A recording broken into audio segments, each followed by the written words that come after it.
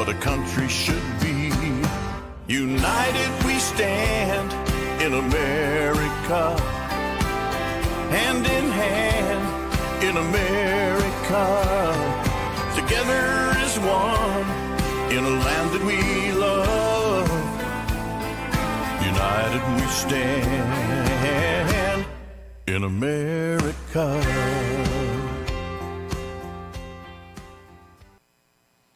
Good morning, everyone. Today is Wednesday, December 11th. We got that established, didn't we? My name is Dr. Mary Byrne, and I have a good friend with me, Lisa Meeks, who is also a Christian devoted to civic engagement and waking up the church in terms of its obligation to further the boundaries of the kingdom. And so we're going to talk today about Lisa's personal journey in finding her footing and her confidence in becoming civically engaged to make positive changes for people in the local community. So Lisa is, although she's connected to statewide and national organizations, she's also established her own local organization, which I'm excited to discuss with you a little bit, because what this actually is about is people who make positive changes. And what we're finding here on this show is that what motivates them to do that is being informed by their faith. That if we're not engaged, then we're allowing the opponents of God to take over our culture and to have sway over our children. Yeah. So we cannot expect a couple of hours on Sunday to be enough to combat that. It has to be a way of life for us. Do you agree? Yeah, totally. Right. So, Lisa Meeks, tell us a little bit about yourself. Well, I'm originally from Michigan. Sorry, I'm not a native, but I adore Missouri. It is my home now. I mean, I've been here for 26 years. And I love actually the thing that everybody hates about it, that the weather changes, because in Michigan you're stuck in snow. Here it's like the sun comes out. Yay. But yeah, I was your typical American family upbringing. We just weren't involved in politics. I knew nothing about it. I think my mom got involved in one campaign. They voted maybe, right? Yeah. I knew we were raised Democrat, but I didn't know what that was. And so when I registered. And then I'm like, I don't agree with any of these people because I was a Christian. And then I was like, okay, I must be a Republican. So, but then some of them I didn't agree with. I'm like, okay, what am I? And that's when at 18 I started raising my nephew because of a family issue. And Here in Springfield? No, this was still in Michigan. Well, actually, that was Colorado. I've bounced around to a bunch of different states. That's a long story. Anyways, so he, he's this little baby, and I'm 18-year-old. I'm like, okay, I might need to know something about the world to teach this child about the world.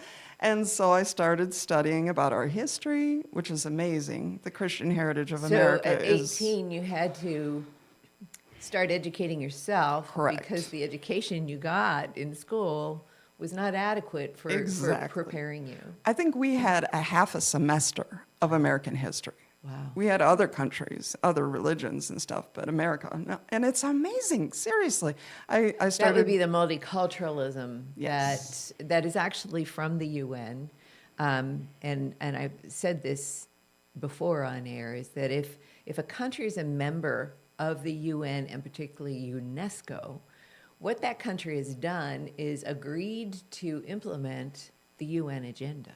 Mm-hmm. And so, although that's not widely advertised and you won't hear it on mainstream news, it's a fact. Yeah. And one of the reasons the U.S. Department of Education is so toxic is because the administrations, the presidential administrations, have been fulfilling that commitment to globalism. Mm-hmm. Reagan got us out of UNESCO, the United Nations Education and Scientific Cultural Organization. Reagan got us out because he understood you're giving up your national sovereignty. Yeah. But George W. Bush, the second George Bush, put us back in. And since then, it's been this slow march through the institutions, particularly education with UNESCO, to basically abandon our American culture and heritage and respect for the Constitution and inch towards globalism. It's the frog boiling in the warm water, and then it's being turned up. And right now, I think our country is so close to that sense that we're losing this battle, Yeah. that now we're waking up. But you had woken up to it in 1992. Well, I first encountered Peter Marshall Jr.'s amazing history books, The Light and the Glory, From Sea to Shining Sea, and Sounding Forth the Trumpet, which takes he was able to go to the actual documents, and he has a huge bibliography of the actual documents in D.C. And it takes our history from Columbus all the way up to the Civil War, and then he passed away. Yes. He was going to go to modern times, and I wish he had. But Wall Builders is doing that now.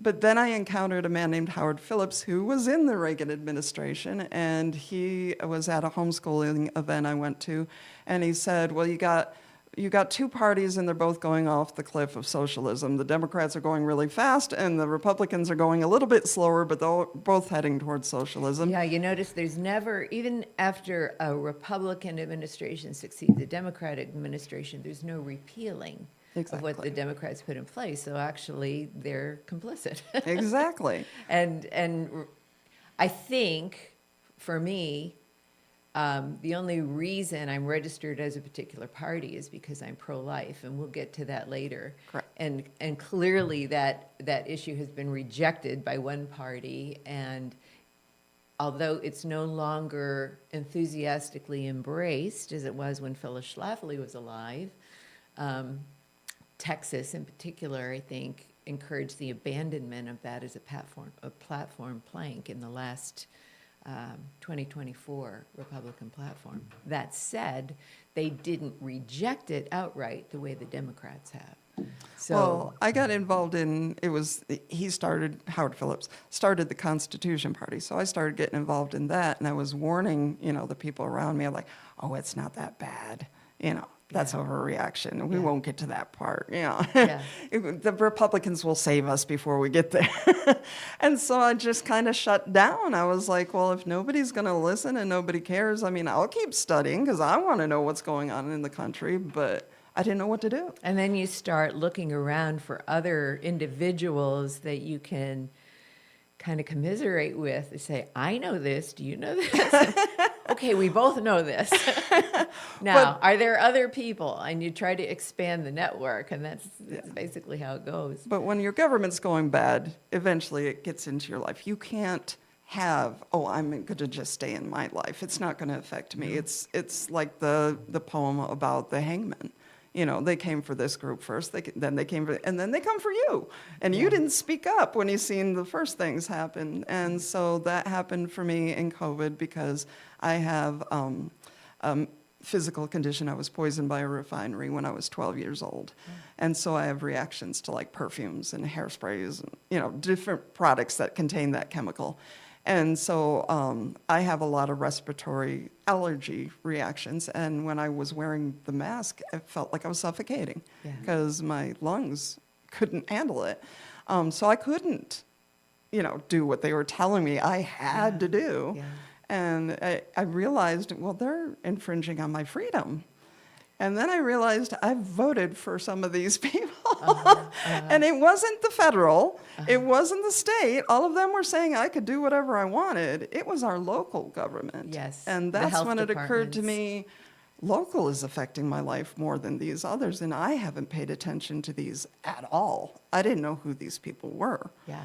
And so that's when I started getting involved and tried to get some people that I did know were better elected. And then when the election came, I got another great awakening that only 13% of, not our city, 13% of those registered within our city actually go out and vote for local elections. So it's nearly impossible unless we, the people, stand up and go out and vote to win anything, because the powers that be just send their people in to vote, and it's really easy to win at 13%. Yeah, and this assumption that a candidate within a certain party is going to align with the party platform that you might agree with is wrong. Yes. It's wrong. Oh, very much so. Okay. And, once they get in those environments, like up at the state capitol, where they have to do, it's not governance that happens up there, it's horse trading.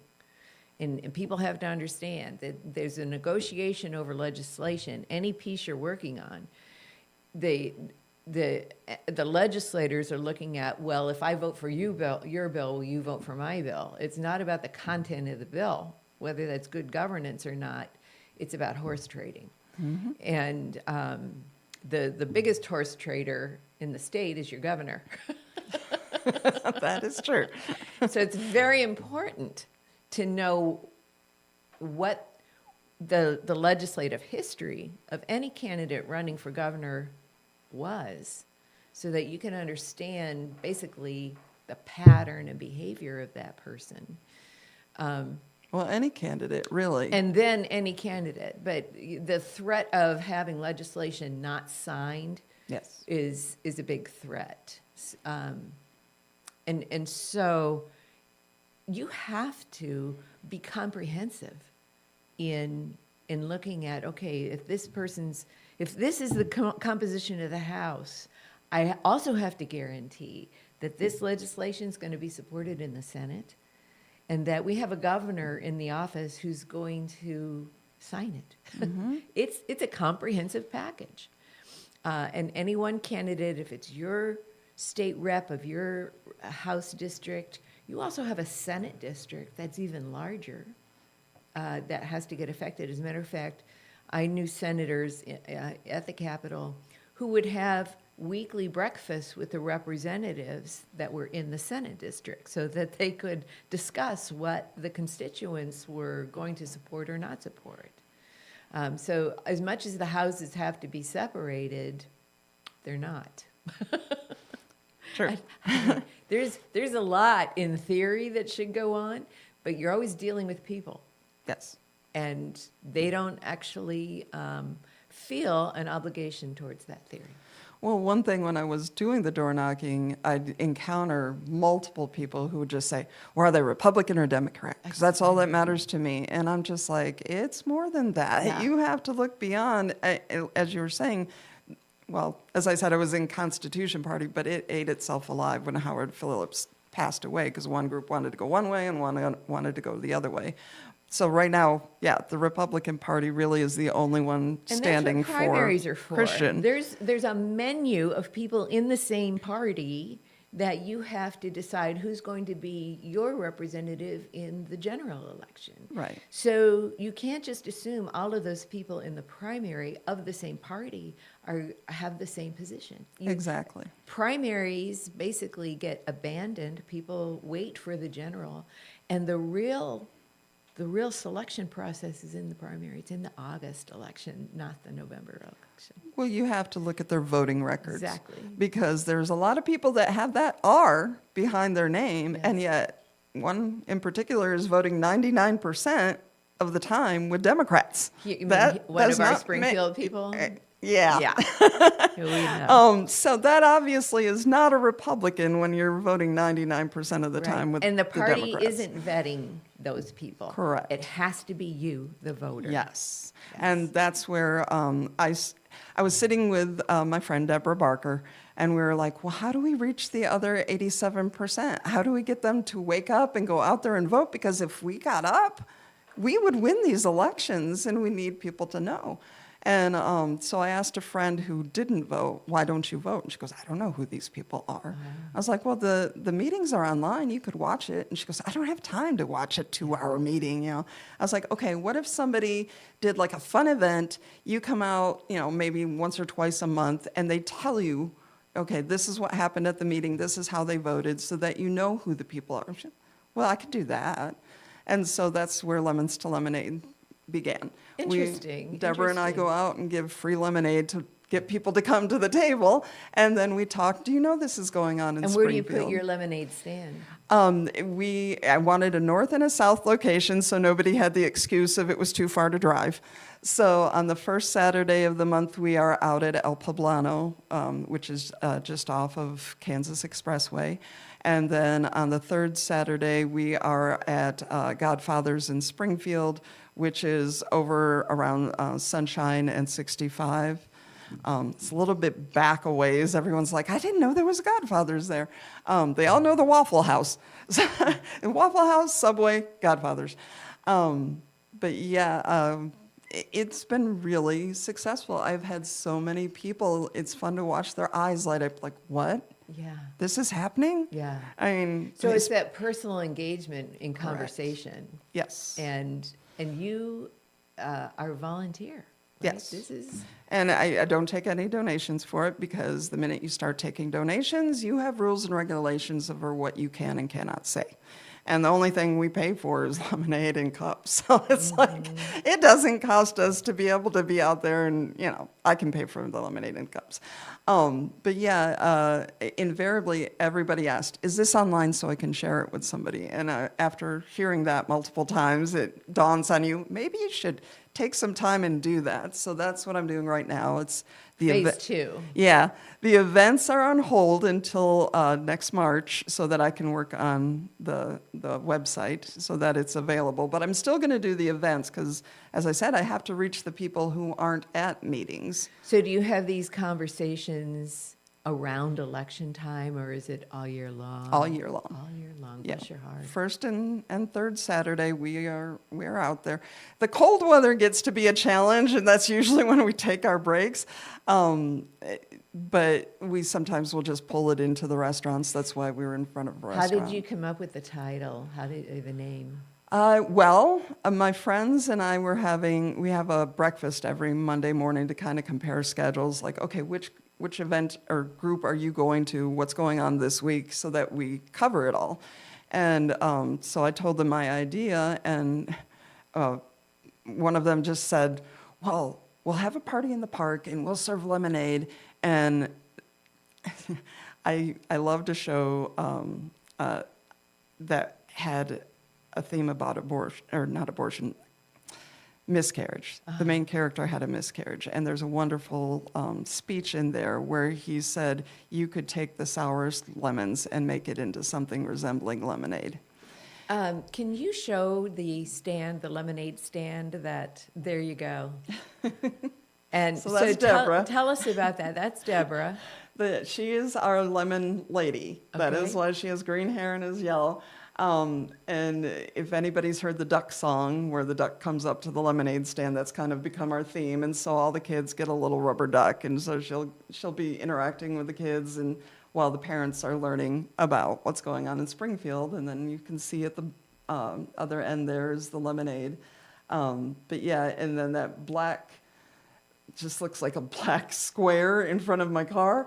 On the other side of that is actually just stacks and stacks of papers. Because, see, I was old-fashioned, so I have everything printed out in paperwork, and that's what everyone's like, well, no, I need to share this online. So I'm having to update myself to the modern generation. Yeah, I hear you. Well, it's really fun. She dresses up like a lemon. Yes. And entertains the kids. I think that's what I appreciate about the civically engaged. I used to call them activists. I want to call them civically engaged people I've met, is that you get a sense that you're not alone, and they're actually fun people. And you don't have to be careful about what you're going to see, because you know in advance, especially if they're in alignment with a biblical worldview, that biblical worldview has already filtered the information in a way that's going to be clean. Should I say? You don't have to be defensive about what you might see. Well, if you believe what the media portrays, if you're conservative, you're boring, you don't do anything fun. Yeah. I mean, Yeah. that's forbidden. So this but is no, this that's is meant really to be great. fun. Wonderful. So I want to read from Matthew 5:13 to 16 to remind our audience of what I mean by a biblical worldview and get your take on how or whether these scriptures are in your head when you were motivated to start Lemons to Lemonade. Matthew 5:13 to 16, you are the salt of the earth. But if the salt loses its saltiness, how can you be made salty again? It is no longer good for anything except to be thrown out and trampled underfoot. You are the light of the world.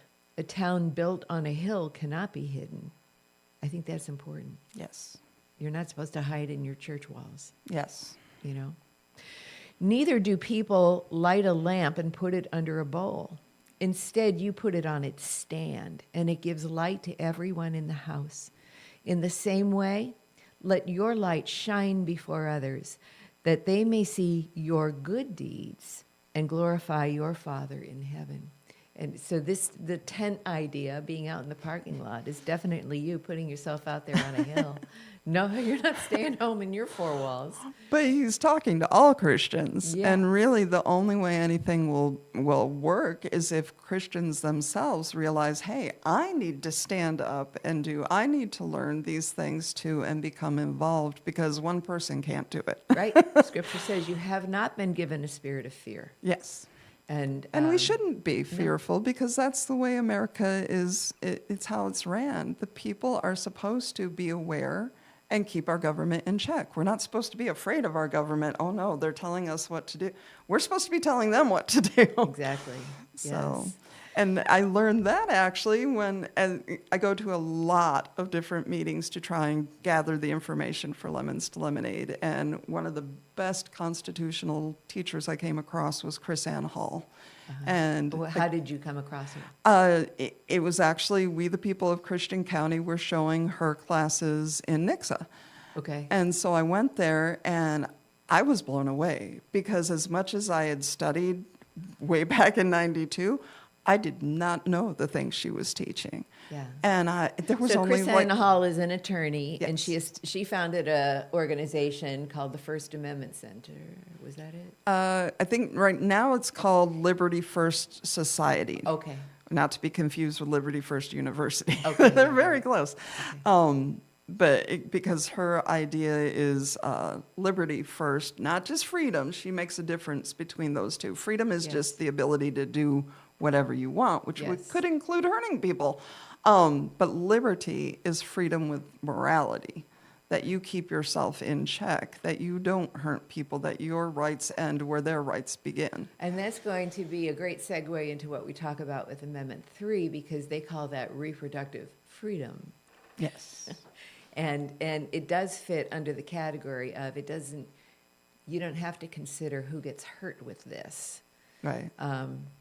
It's your Freedom to But there was only about 10 of us watching the videos, and I'm like, a lot more people need to see this. So that's where I took on another thing, which is True History Academy, which is every Sunday night at 6 o'clock at the same Godfathers in Springfield, and it's completely free. You don't have to buy pizza. If you want to, that'd be cool. But I show in their little movie area Constitution classes for the first 3 Sundays, and then movies the last, and then this month there's 2. And so we're having like a fun movie for Christmas, and then usually I try to find a movie that educates. Like this month it's Something to Stand For by Mike Rowe, which is amazing. But yeah, so I wanted to spread that, and now we've studied at least 3 or 4 different versions of constitutional classes. We're in Hillsdale's right now, and then we're going to go back to Chris Ann's. So how many people come? We're about 8 to 10. Again, it's very hard to break that barrier. I mean, I let people know, and there's people that say, oh, I'll come, and then for whatever reason, their life gets busy, or they think, oh, this is boring. Chris Ann is not boring. No. She holds your attention, Yeah. and she's very blunt sometimes in what I've she seen says. her in person several times. So, yeah. But, so yeah, I got involved in that, and then that led me to the Cultural Impact Conference. How did you hear about that? We've basically promoted that here at this show 3 times. before it actually happened. So it was throughout the summer of 2024. We were having guests on who were part of the organization of that conference. And actually, that evolved over time, too. That was actually a couple of years in the making. The men's prayer group knew that, here's the thing, they knew they needed to get the pastors involved in civic engagement.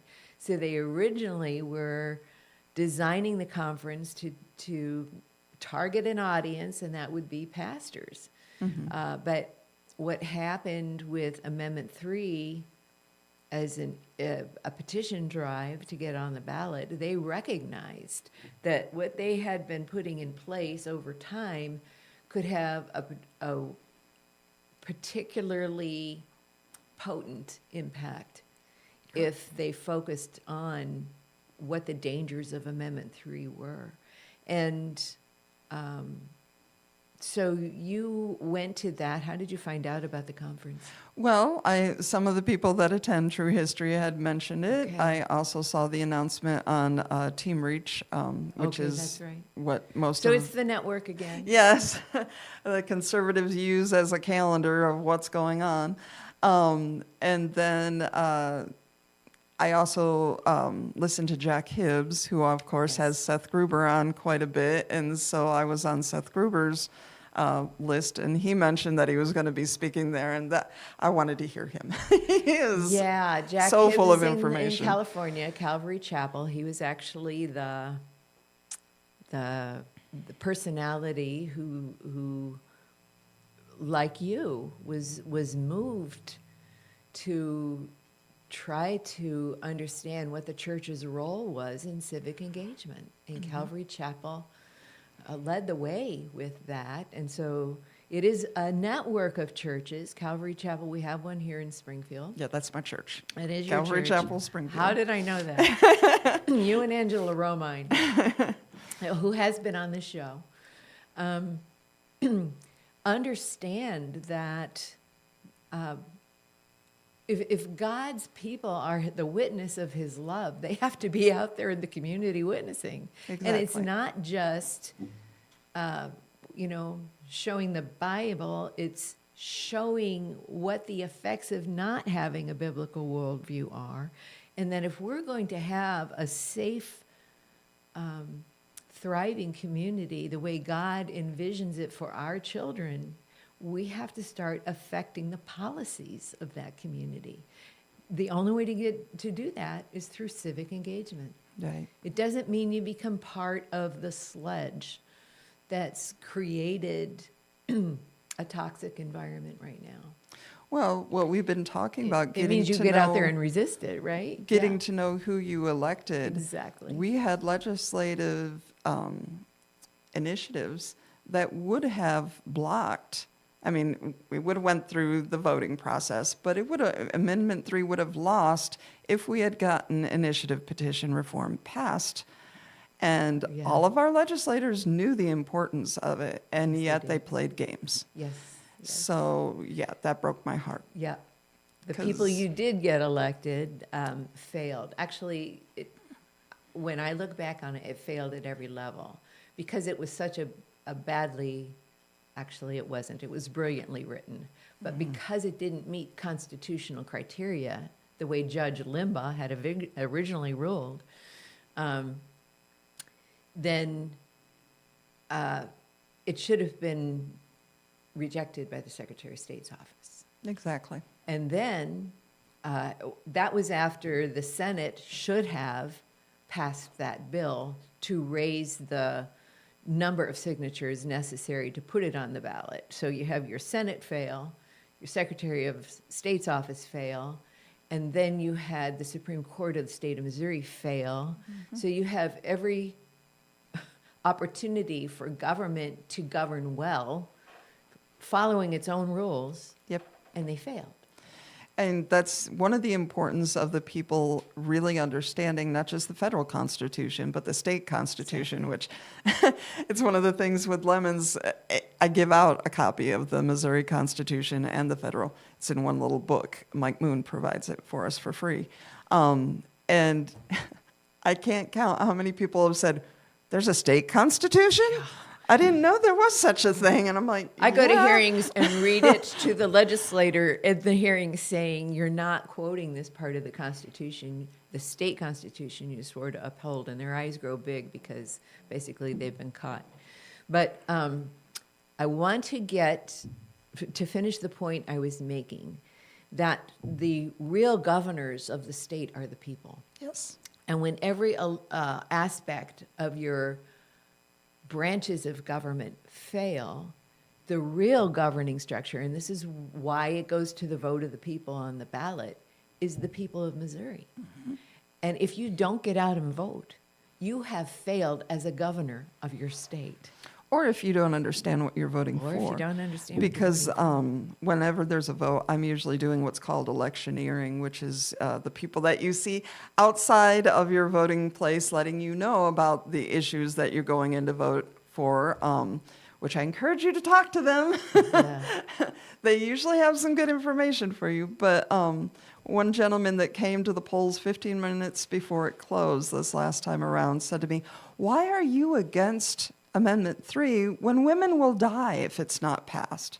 And I'm like, because that's not true. Yeah. Well, how is that? It was on TV. TV doesn't lie. Right. And I'm sitting here looking at him go, how did you get to be about my age and not know that political ads are almost entirely lies? Somebody's paid to have that message out there. Correct. It's not necessarily the truth. Well, before we get into Kathy Fork at the Cultural Impact Conference and her effect on you, I want to recognize our sponsors of this show, because without them, we would have great difficulty sharing with our audience the stories of people like you who are able to just get up every morning and say, there's something I can do as an individual. And then you make it happen, okay, with God's grace, with God's power. But that's the whole point of this show, is to say you don't have to wait for somebody else to do it. You have to be tapped into that power that says, yes, I'm motivated to bring God's message of love and life, to my community. So the sponsors who help us do this show to share with our audience is Brad Pistow of Trinity Insurance. Brad is a good friend of Lynn Morris, who isn't with us today because he is doing one of his commissioner duties in Ozark and in Christian County.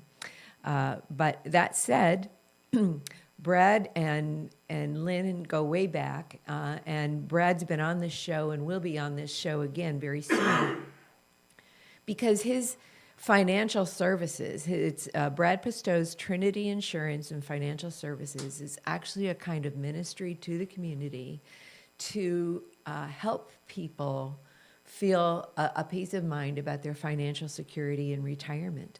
So we highly recommend Brad to you.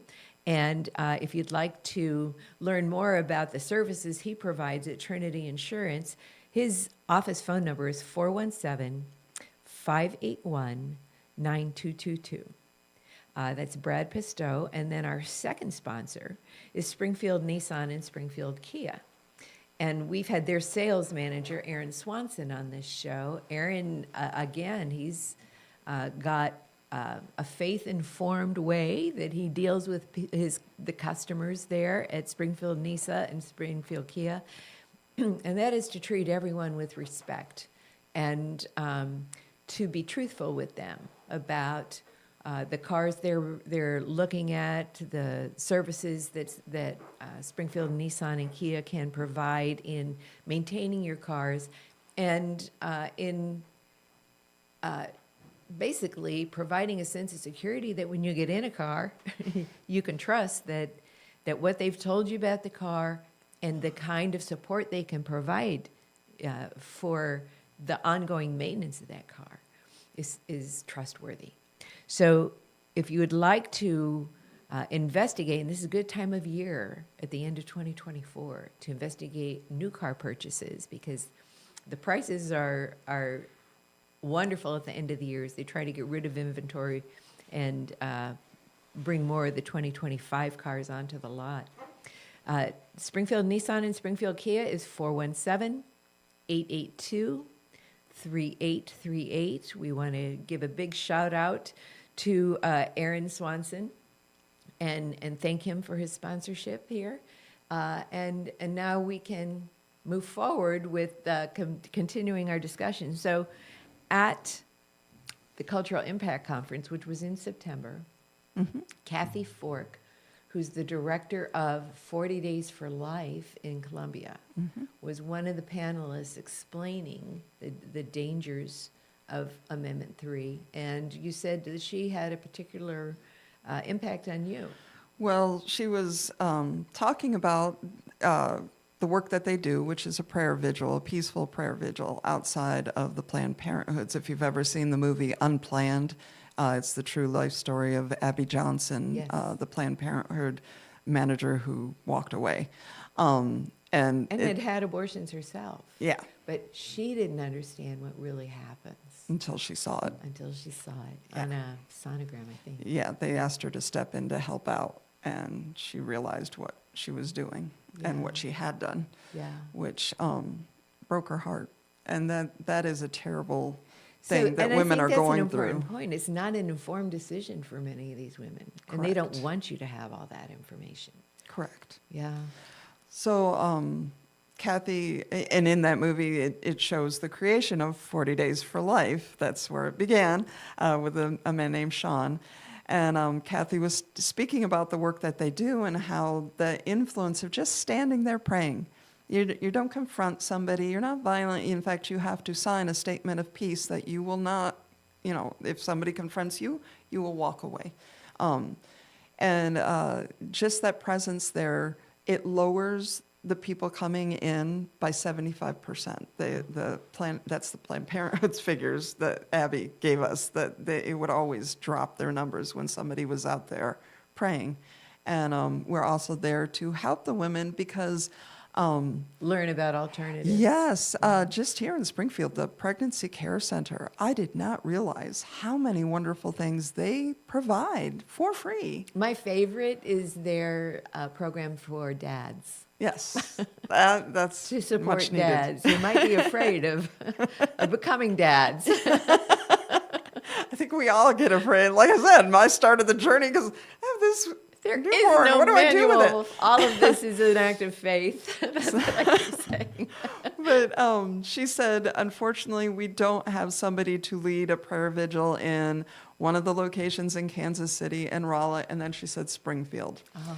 And you know those times, and you can feel the Lord tapping you on the shoulder, because every time I drove past the Planned Parenthood in Springfield, I kept looking, is somebody going to be out there? I would join them if somebody's out there, and nobody was there. okay. Although I've heard people say they were out there, and I apparently missed seeing them at some point a couple of years ago. Yes. But anyways, I waited all the way till the end of the conference because with all I have to do, I was like, Lord, I can't take on another project. But I went to the table as Kathy and Bonnie were taking it down. I was like, tell me somebody signed up for Springfield. And they're like, no, you want to do it? Like, okay. Yeah. And I had 2 weeks to put it together because they do these the 40 days at certain times. Twice a year. Correct. This past one was the September 25th to, sorry. I'm trying to remember. It's been, September 25th to November 3rd. And then the upcoming one is March 5th to April 13th, because that's how they came up with 40 days. They did it during the 40 days of Lent. And so that's the time period for Lent for this year. So In the spring is Correct. Lent. How do they get their fall? Do you know? People wanted to do it more than just once a year. Okay. And so some of them do it 365 days a year. Kathy's one of them. Yes. And in They are Columbia, amazing. There's 5 pilot programs for this 360 days a year. And they knew they wanted their very strongest leaders, and Kathy was one of them. Kathy was also the main plaintiff on the lawsuit to stop Amendment 3 from being on the ballot. Correct. And The Thomas More Society argued that case. Judge Limbaugh agreed that it violated the criteria in the Constitution for putting language on the ballot, but when, I believe it was Planned Parenthood, appealed it, it went to the Supreme Court, and we have a different composition of judges on the Supreme Court. The two conservative judges said he was right, Limbaugh was right, and but they were not in the majority, and the liberals' majority on the Supreme Court said, no, let it go on. So this has been drug out. The war is not up. The amendment was enacted last Thursday on December 5th. But now that means it's open for challenge again. And Attorney General Andrew Bailey did argue in Kansas City that the current laws to protect women are put in place because the clinics that were providing abortions were actually an endangerment because they were not hygienic. Women were being hurt. I think it's particularly the St. Louis clinic. So he was arguing that this idea that it was the protection of women was false. And the case is still not decided. The judge gave the defendants, meaning the conservatives who want to keep our laws in place. What happened when that amendment passed is that certain laws already in place would be repealed in order to enact that. And that was always Thomas More's argument, is that should have been listed with the petition, and it wasn't. Well, one of the things you mentioned was the sanitary. Yeah. And one of the laws that got passed here in Missouri was that the Planned Parenthood facilities had to meet the same sanitary restrictions that a hospital would. I mean, Makes you would perfect think sense. that would be common sense and that'd be something they'd be agreeable to. But they hated it, and it is one of the laws they're trying to strike down in their current lawsuit. Right. And I mean, think about that. Why would you not want to be sanitary? But that's the point, is that when the amendment was put on the petition, they had to list what laws would be affected by this new constitutional amendment. They didn't list those laws, and the Supreme Court let it go through. Yes. Okay? And that's how Judge Limbaugh said, it doesn't meet your criteria for, according to your Constitution, what must be an informed decision by the public. But the Supreme Court let it through. And this is where, again, we can't sit back and trust the system is going to be faithful to the laws that are already on the books, because Correct. they weren't. And it is an effort. It is a lot of work on the backs of the lowly voter to know what's going on. But if we're going to keep our girls safe, which is the argument they use, you want your daughters to be safe. If we're really going to provide for the safety of these girls, then we need to know really the deceptive practices of the opposition and be on alert for it so that we are engaged when things like Amendment 3 are presented to us. Well, when the law went through about having the sanitary restrictions, there's a picture, actually in that picture, of the equipment that they found that was covered Dennis, in mold. can you find that? It's the equipment in an abortion It's clinic. basically, See see a the woman's gentleman in holding the it up. hat? The woman next to him is holding the picture of Okay, got the it. equipment that was covered in mold. Mold. And they were currently using that to perform abortions. Yeah. That cannot be healthy for that woman. And then let's say something does go wrong, like, she has a complication due to that, or, I mean, even tonsil removal has things that go wrong. Any operation can have things go wrong. Since we passed Amendment 3, the women have now lost their protection to sue the doctor or get any compensation because it clearly says in there that they are not held responsible legally. Yeah. And it doesn't even have to be a doctor. That's another one of the laws that Planned Parenthood Right. has listed to strike down, that it doesn't have to be a doctor to perform these operations. And it's like, that is, if you're caring about women, Yeah. yeah, you're not doing that. Don't you want if- the highest standard of care? Yes, you'd Yeah. want the best for them, and they're wanting the least possible means to get their money, So there's still more work to do. yes. The fact is that the need for prayer is still very important. Yes. And you will have another opportunity for your 40 Days for Life. Can you tell us about that? Well, we have inspired, this one isn't being put on by 40 Days for Life, but a lady, Sister Janine, was inspired to lead a prayer vigil on January 22nd Here from in noon Springfield, to 1. Sister Janine? Yes. She led the one on December 5th. That I was was the there, day that yeah. Amendment 3 was supposed to take place, and then I was Or the leading the court was arguing. Yes. Andrew Bailey, Attorney General Andrew Bailey was arguing the case to maintain our protection laws here in Missouri, while Planned Parenthood was arguing you have to repeal those laws to have this constitutional amendment come into effect. Yeah. So that, like I said, that court case has not been ruled on yet. The judge gave an extended time for the defendants to respond to the claims of the plaintiffs. So the next time for an actual 40 Days for Life sponsored event is March 5th to April 13th. I will have. That will be the Lenten observance. Correct. Okay. And at the 40daysforlife.com, they provide the leaders with a sign-up calendar, although you have to re-sign up each time because they clear the calendar out so that they don't have a bunch of space being used on their servers. Springfield's, as far as I have checked this morning, is not up yet, but it could be up right now for all I know. But as soon as that comes up at 40daysforlife.com, you can sign up. The hours available will be from 7 a.m. to 7 p.m.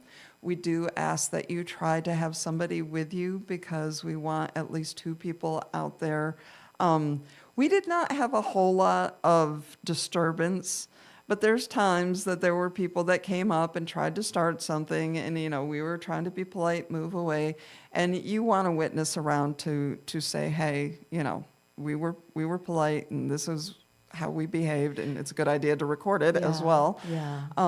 But yeah, it's just safety in numbers. And Brian Seitz, State Representative Brian Seitz was there on December 5th. He was there on the 3rd. On the 3rd, Yeah, okay. we had a vigil on the 3rd and on the 5th. I That's wasn't right. able to come to the 5th because I had prior commitments. But yeah, he came out to speak on the 3rd about what is going on and to update us about the court case. And I mean, so many people don't know about like the ambulance picture, which was what the gentleman was holding. There's so many times that Planned Parenthood doesn't report when these ambulance come and take the girls out. They oh no, nothing happened. Well, then why is she leaving in an ambulance? Yeah, yeah. So yeah, there's a lot of things that are not being reported about the health and safety of the women. So we need to continue in prayer. Of course, Lent is about repentance. Yes. And asking God's forgiveness. Yes. Really not just for individuals, but for our nation, because the taxes have supported this. If you're subsidizing an organization, even if you're not giving money directly for abortions, if you're subsidizing the organization that promotes that, then it's an indirect support. And Yes. and that's what that's what I'm told Elon Musk is going to target in what is not constitutional, what Congress never intended to be funded. So you can imagine the opposition is just in a panic mode about trying to use state laws to put in place what is now weakened at the federal level. And that means, audience, that at the local level, you are going to be responsible for what happens in your state. It's not, you can no longer say, well, there's nothing we can do to control it. It's coming out of Washington, D.C. That argument will not be valid. Mm-hmm. And you, as disciples of Jesus, who respect God as the Father and the Creator of life, have to engage to protect the creation of God because He loves it. And that's what churches need to be telling the people sitting in the pews. That's what pastors have to awaken to, and trust me, I'm shaking that tree. It's not a safe issue because there's too much at stake for the opposition. It's not safe. But if you have courage and faith in God's promise to protect His people as they advance the kingdom of God, then whatever sacrifice is required of you, you'll make. And that's why we enjoy having you on this show, because you stepped up. Well, one of the things I wanted to stress here, I feel abortion is the number one priority for our country to repent about. And you actually have a personal experience with that. Yes. You want to tell the dads? My mom had toxemia pregnancies, and I always say our family is living proof that the only way not to have a baby is abstinence. And then my friend said, well, what if you're married? And I was like, that's not fair. Yeah, she almost died after my first brother was born, and so she tried condoms. Second brother was born. She tried the pill. 2 years later, my third brother was born. IUD. Then my fourth brother was born, and then she had her tubes cut and tied. Both of them separated an inch apart, and she said to my dad, well, I'm sorry I never got you the daughter that you wanted. And he's like, he was Pentecostal. He's like, well, if God wants me to have a daughter, I'm going to have one. And she looked at him like, yeah, you don't understand what I'm doing right now. And so that worked for 9 years. And then she was actually going to go have a hysterectomy for a different health issue. And in order to have one, you have to have a pregnancy test. And hello. So the doctor, this was 1971, right around Roe v. Wade, and he said, you're not going to survive this. You didn't do good 9 years ago. You're older, and you can't have this child, have an abortion. And my mom said, no. If God put a child there, I'm going to have this child. And she survived, and I survived. We were both here. And in fact, when she did end up passing away several years later, I was the only child that took care of her. Everyone else just wanted to toss her into a nursing home. And I found about hospice care that you can actually take care of somebody in your own home, which I don't know why that isn't promoted more, because it was wonderful. Yeah. So. Yeah. It's what families do. Yes, and you don't know who that child is and who they would be in your life. And so for me, I always felt like I can't be silent on this issue because I lucked out when there's so many millions that are not. And how many things could be different in this world if we had had those people, and who knows what they would have done. Yeah. And to me, that is sad, and that is something that we need to be praying to the Lord for forgiveness. All right, so if you're interested in 40 Days for Life, you can contact Lisa at... Lisa, 40 Days for Life, SGF at yahoo.com. I'm sorry, that's really long.